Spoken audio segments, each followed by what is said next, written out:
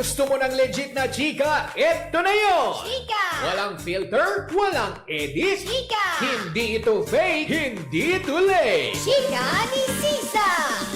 Lahat ng ganap sa showbiz pag-uusapan natin dito. May nag-break, may nagkabalikan. Tara at pag-usapan. Kung ano man ang chika, alam na ni Sisa. Ito ang Chika ni Sisa. Chika! Ni Sisa! Isang magandang hapon na Metro and Mega Manila. We are number 106.7 Energy FM. Pangga, wag mong sabihin radyo, sabihin mo Energy. Sa magandang hapon pa rin po sa lahat pa rin po ng ating mga pangga. At syempre gusto ko din po naman din na pasalamatan ng lahat ng ating mga pangga dyan sa may Pasig City, lalong-lalo na kanina naganap po ang ating Huli Ka Pangga, hatid yan sa atin ng MX3. Dito ako believe kung saan nga naman may dalawang maswerte tayo kaninang nahuli na aktual na bumibili, pero hindi lang sila dalawa, marami pa rin talaga ang patuloy na tumatangkilik at bumibili sa MX3 product dyan sa may Armal Center dyan sa may Pasig City, na kung saan nga naman hanggang ngayon yata ongoing ang pamimigay ng free samples nila ngayong araw lang na yan, hindi ba? Kaya nga naman eto na, kasi marami nga nagtataka, diba? Marami nagsasabi, ano nga ba ang sikreto mo, Sisa? Bakit nga ba ang lakas mong kumain pero hindi ka naman nataba? Well, eto na, hindi ko na i-gatekeep ang MX3 Plus with L-carnitine and CoQ10.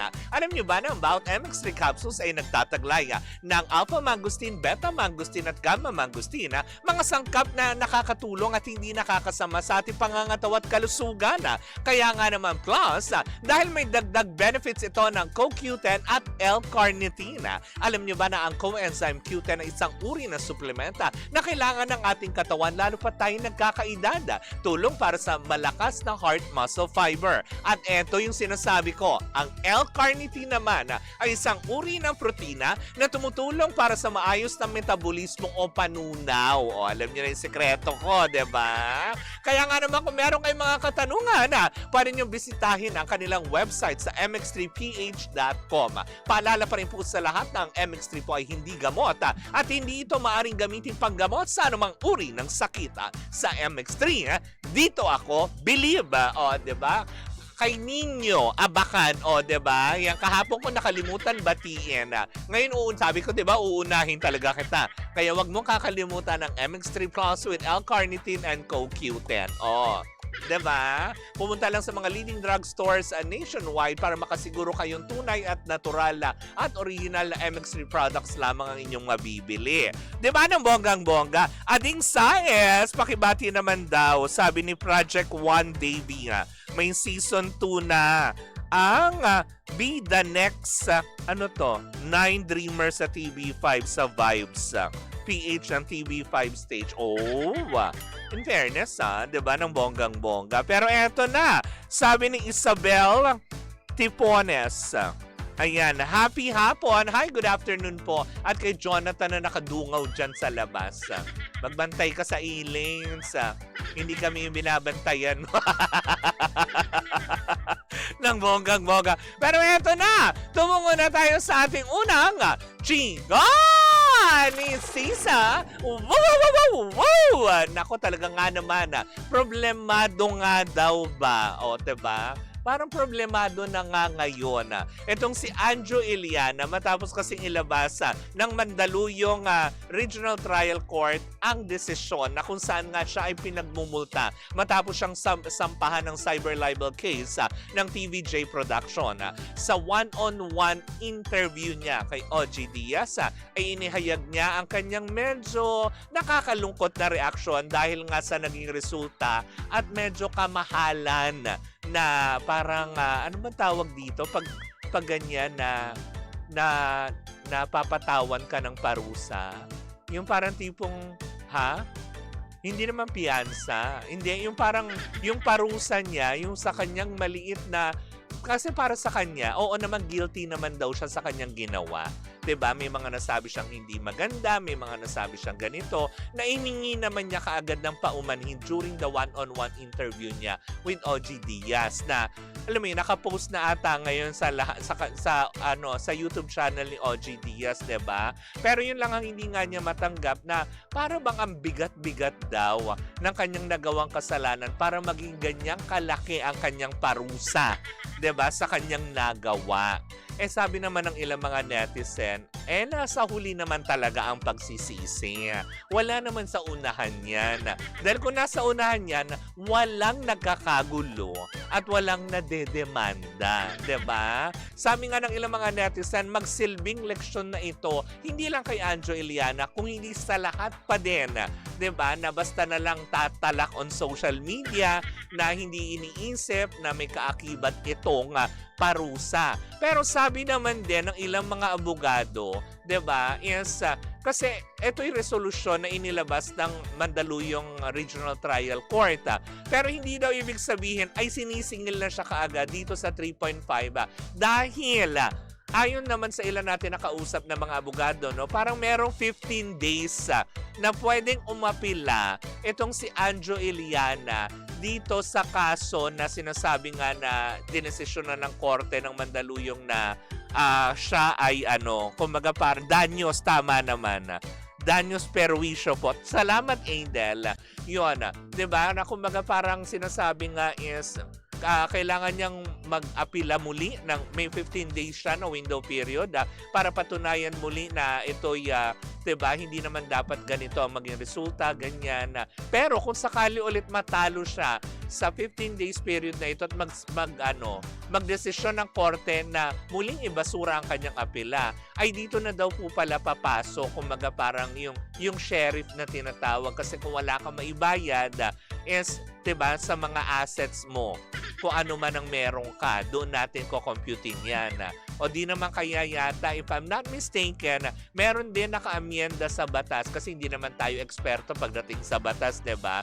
Na kung saan nga naman makikipag-ugnayan ang korte sa mismong, kunwari, pinagtatrabahuan niya, kunwari sa GMA Network, kung may project man siya doon kakausapin na ang kanyang magiging sweldo ay idederecho sa korte para ibayad at makumpleto yung 3.5 million pesos, 'di ba? Na 'di ba? Sa simpleng pag-a-upload at simpleng pagla-live, sa simpleng katuwaan lang during online, eto naging resulta, napakamahal, 'di ba?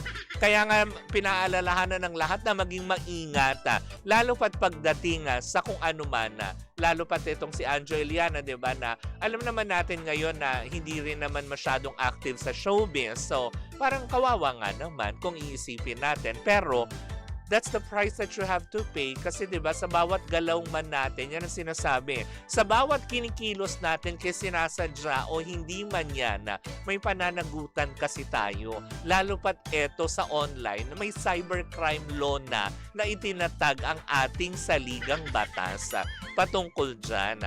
Kaya yung mga matatapang dyan ang hilig nyo laging online, ay, you better watch out. You better not cry. O, diba? Baka ma 3.5 din. O, diba? Baka hindi lang. Diba? Pero o nga naman, diba? Gaya pa rin ang sinabi natin, meron pa rin pong pagkakataon para umapila. May 15 days window period pa din na pag-aapila sa Court of Appeal itong si Anjo Iliana para mahabol niya muli at bumaba man lang din kahit papaano kung ano man ang naging desisyon, 'di ba? Pero yun nga, nakakatakot lang kung sakali man din na ibasura ulit ng korte yung kanyang appeal at matalo siya ulit sa pangalawang pagkakataon dito, wala. Kailangan na talagang umaksyon, lalo na ang sheriff, 'di ba? Diyan na papasok yan, 'di ba?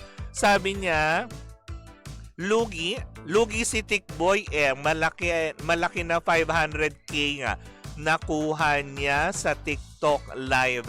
Tapos babayad siya 3.5. Oo nga naman. Saan pa niya kukunin yung 3 milyon? 'Di ba? Ayun. Wala pa lang pambayad, sabi ni Corina. If bigyan siya ng work or project, kakaltasin agad yan, Kap. Oo nga, 'di ba? Danyos Perwisyo, sabi ni Adel, totoo naman na A Secret and Prague and My Best Friend Eman sa ABS-CBN platforms na. Oo, di ba? Nag-merge na sila, Ading, na yan na. Anjo Iliana ay si Ramon ng Batang Quiapo. Ay, talaga ba? Dati. Totoo ba? Yan, hindi enough yung basta ganyan kasi kakaltasin pa rin yan ng tax. Ganun ba yan? At sabi niya ganon, bebentahin yung properties mo Kap or mag-auction na lang if may mga mamahaling kang properties. Ay, talaga ba? Ang hirap no, yung mga ganyan. Pero kasi 'di ba pero 'di ba way back pa, parang 2025 itong live niya eh. Ngayon lang nagkaroon ng kaso, if I'm not mistaken. Last year pa ito yung live nga niya. Kaya nga lang pero pagkakaalam ko parang humingi na rin siya ng paumanhin eh. Bago pa man din mag-prosper itong kaso, kaya lang hindi daw tinanggap. Tama ba? Yun ang chismis sa akin ng chismosa nating kapitbahay. Humingi na rin siya ng paumanhin, pero hindi tinanggap. Kaya nag-prosper, nagtuloy-tuloy. Pero aalamin pa rin natin kasi syempre nga naman for all time's sake, 'di ba? Hindi naman mahirap tong mga itong kausap eh kasi nga naman 'di ba? Kung sincero naman ang kanyang pag-apologize at paghingi talaga ng sorry, 'di ba? Kagaya nung nangyari dito sa one-on-one interview niya with Mr. OG Diaz, 'di ba? Na tinatanggap naman niya ng pagkakamali niya. Kung maramdaman naman nila na sincero, then why not? Baka nga, alam mo yon, i-withdraw pa ng TVJ ito eh. Kung mararamdaman nila yung sincerong paghingi ng tawad. Kasi oo nga naman, 'di ba? Syempre, para sa kanya, na walang trabaho, 'di ba? Malaki yung 3.5 million. Totoo rin naman yung sinasabi niya na ang TVJ malaki ang kinikita. Oo, gasino ba naman sa kanila yung 3.5 million?